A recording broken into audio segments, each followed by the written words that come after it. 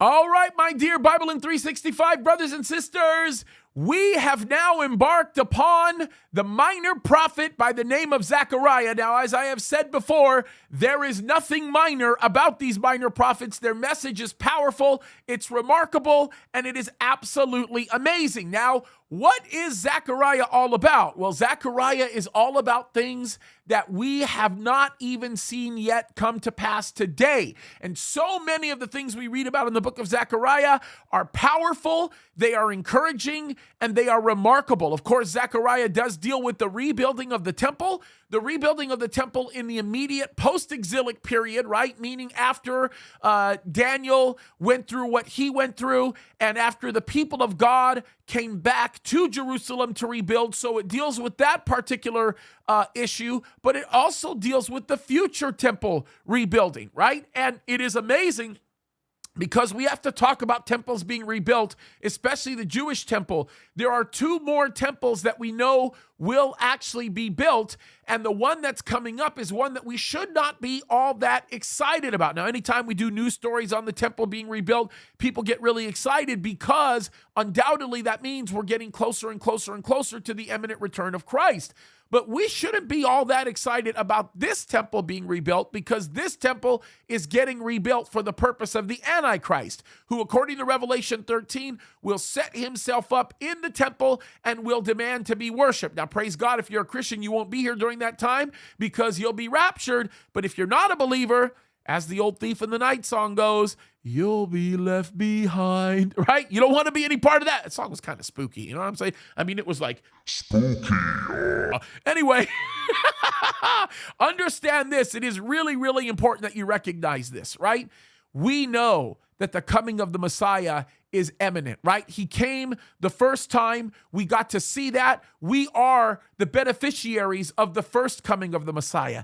The second coming is around the corner. And by the way, we cannot conflate the second coming of the Messiah with the rapture that we're always talking about, right? The second coming happens at the end of the tribulation period. The rapture happens before the commencement of the tribulation period. And that is very, very exciting. So when we get into the book of Zechariah, you will see a lot of things covered. When you get into the first chapter, you are going to see the declaration of the consequence of walking in disobedience to the Lord nationally. As Americans, it's something we can greatly learn from because in the United States of America, we are walking in open and adamant rebellion towards the Lord. And the reality of it is we are beginning to experience the consequence of that rebellion. Of course, you know, a la Joe Biden and all the other nonsense that's going on. Joe Biden is part of God's judgment upon our country for seeking to embrace sin.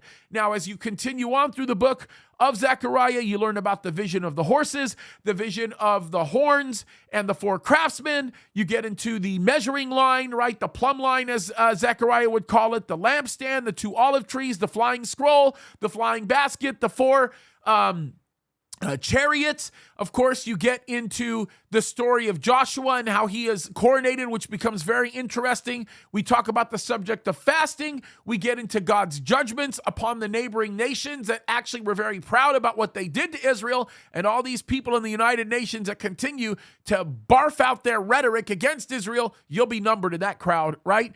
And then, of course, when you get from Zechariah chapter 12 on, you have a beautiful vision of what's going to happen in Israel's history. Now, if all of these visions seem a little confusing and like, what happened? Did Zechariah drop acid? No, he didn't. God spoke to him and God gave him some pretty amazing visions.